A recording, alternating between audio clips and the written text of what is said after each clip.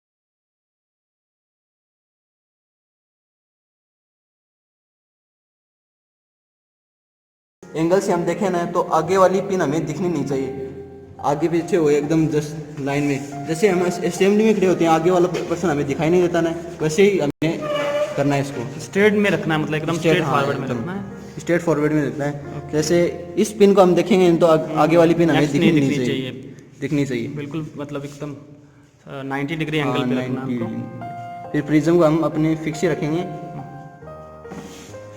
फिर आगे पिन लेंगे और इस एंगल से हम देखेंगे। इस एंगल से देखेंगे तो हमें इस प्रिज्म में वो पिन दिखेगी, जो यहाँ पिन दिख रही है, बिल्कुल दिख वो रही है। पिन लेंगे और इस पिन को है ना इस तरह लगाएंगे कि वो पिन हमें दिखे नहीं। ओके।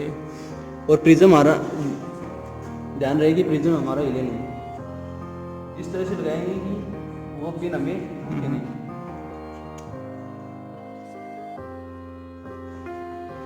अब ये पिन लगा दी हमने और इस पिन के जस्ट पीछे ऐसे ही जगह पिन लगानी है जो आगे वाली पिन को भी, वो जो प्रिज्म में दिख रही है और जो हमने लगाई है, उन दोनों में से कोई सी नहीं दिखनी चाहिए, सिर्फ आगे वाली दिखनी चाहिए। ओके। तो ये पिन लग गई यहाँ पर।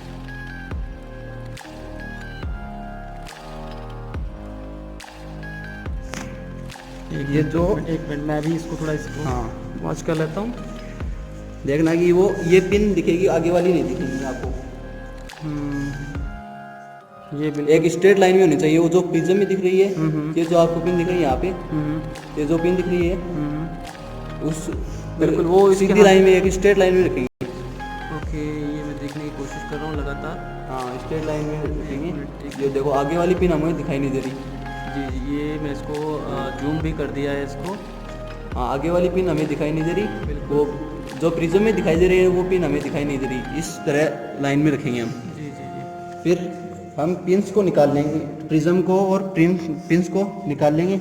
और जो हमारे पिन के मार्क होंगे और उसको मेंशन करना है। उनको मेंशन करना है राउंड सर्कल से। ठीक है। फिर से हम स्केल का यूज करते हुए उन दोनों पॉइंट को प्रिज्म के एक साइड से मैच करेंगे। अच्छा, इसको ज्वाइंट करना होता हाँ, है। ज्वाइंट करना होता है। ठीक है। और जो ये हमारी रे है ना, उसको इमरजेंट रे बोलते हैं। अच्छा, इमरजेंट रे।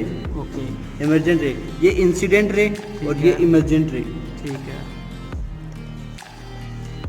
और फिर ये पिन भी हम निकाल देंगे। अच्छा, इसका अब कोई यूज़ नहीं हाँ, है। ये अब यूज़ नहीं है। अब जो ये इंसिडेंट रे थी ना, उसका पाथ ये था जो डॉटेड लाइन से हम मैं शो करने वाला हूँ। जी जी जी। ये अगर स्ट्रेट फॉरवर्ड हाँ, जाती तो ये तो इस तरह होता। इस रास्ते को पार करते हुए जाती हैं। तो मैंने ये डॉटेड लाइन से दिखा दिया है कि ये नॉर्मल होता है इस इंसिडेंट रे का।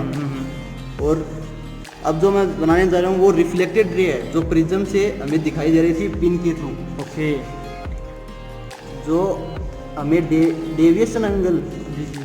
डेविएशन एंगल को दिखाएगा। ये जो मैंने लगाया वो रिफ्लेक्टेड रे है प्रिज्म से। एक मिनट। अच्छा अच्छा, ये देख सकते। ठीक है, स्टार्ट कर दिया। ये जो हमने डॉटेड लाइन है वो नॉर्मल पाथ था इंसिडेंट रे का। जी जी। फिर हम एंगल फाइंड करेंगे प्रोटेक्टेड की हेल्प से। जो इंसिडेंट रे थी ना, उसके जस्ट यहाँ रखेंगे। और हम इसको चाहें तो आगे भी बढ़ा सकते हैं। जो इमरजेंट रे डेविएट हुई है ना हमारी, ओके। उसको आगे तक बढ़ाइए, जो हमारे आसानी से पता चल जाएगी कितना एंगल पे बनेगी। जो प्रोटेक्टर की हेल्प से यहाँ रखेंगे हम। जो बाइसेक्टर बनाया था ना, उस पे रख के ध्यान से कि लाइन पे जस्ट लाइन पे यूं, तो हमारा एंगल आया है 30 के लगभग। देख सकते हैं आप, दिखाइए एक बार कैसा। 30 के लगभग, लेना है। अप्रोक्स 30 के लगभग आया है हमारा। ठीक है, स्टार्ट करूँ। हम प्रोटेक्टरी हेल्प से देख लेंगे कि एंगल हमारा कितना है। अप्रोक्स 30 आया है। और जो इंसिडेंट रे और जो इमरजेंट रे है उनके बीच का एंगल हमें अप्रोक्स 30 मिल गया, 30 डिग्री मिल गया। तो हमारा ये एंगल ऑफ डेविएशन है कि हमने 45 डिग्री से प्रिज्म में डाली थी लाइट, और वो हमें 30 डिग्री पे, ना कि जो 45 पर नहीं दिखी, 30 डिग्री पे हमें वो पिंस दिखी थी। ओके। तो इसे एंगल ऑफ डेविएशन कहते हैं।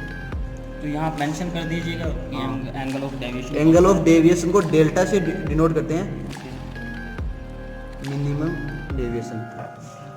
ये जो मैंने साइन दिखाया है वो, अच्छा, ये डेविएशन का डेविएशन का साइन है। ये एंगल ऑफ डेविएशन बोलेंगे इसको। एंगल ऑफ डेविएशन, ये जो 30 डिग्री है हमारा एंगल ऑफ डेविएशन है। जी जी। फिर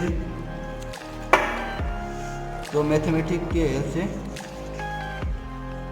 और ये क्या है, मिनिमम डेविएशन, मिनिमम डेविएशन इसके ऊपर लिखा हो।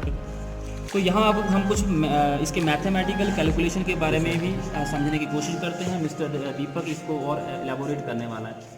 तो हम इस जो मिनिमम डेविएशन है उसकी हेल्प से प्रिज्म की रिफ्रैक्टिव इंडेक्स फाइंड करेंगे। जैसे मैंने मैथमेटिकली बताया, म्यू इक्वल टू हमारे फॉर्मूला होता है sine delta A plus by 2 upon sine A by 2, जहाँ मैंने बताया कि ए इक्वल टू होता है 60 डिग्री जो प्रिज्म का एंगल है, और हमारा मिनिमम डेविएशन आया जैसे 30 डिग्री।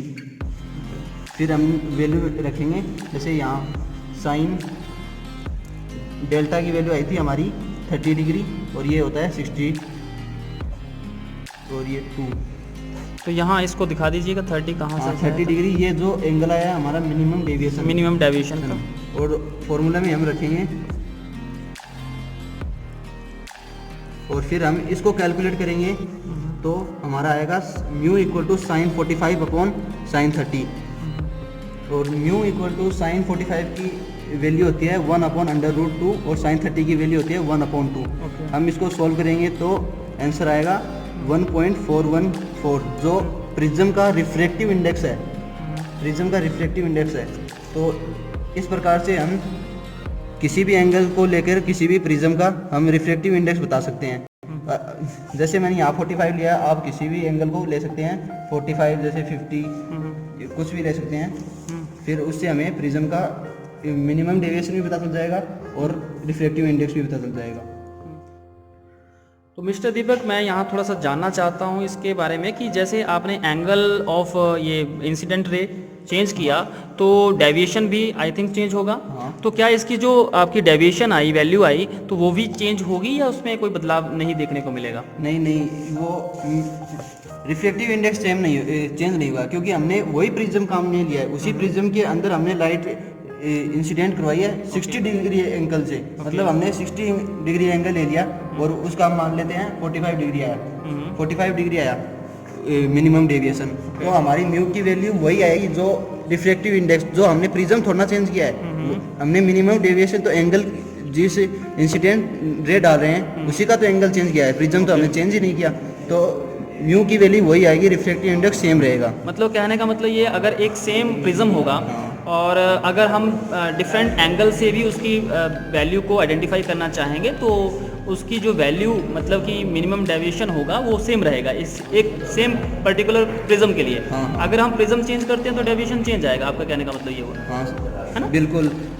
तो प्रिज्म तो सेम रहेगा, प्रिज्म सेम रहेगा। अलग प्रिज्म हम दूसरा प्रिज्म लेंगे ना तो उसका डेविएशन और म्यू तो हाँ, रिफ्लेक्टिव इंडेक्स चेंज हो जाएगा। जी जी जी, रिफ्लेक्टिव इंडेक्स चेंज हो जाएगा। तो इसी से इसकी प्रिज्म की वजह से हम डेविएशन एंगल भी फाइंड कर सकते हैं और रिफ्लेक्टिव इंडेक्स भी फाइंड करते हैं उस प्रिज्म का। जी जी।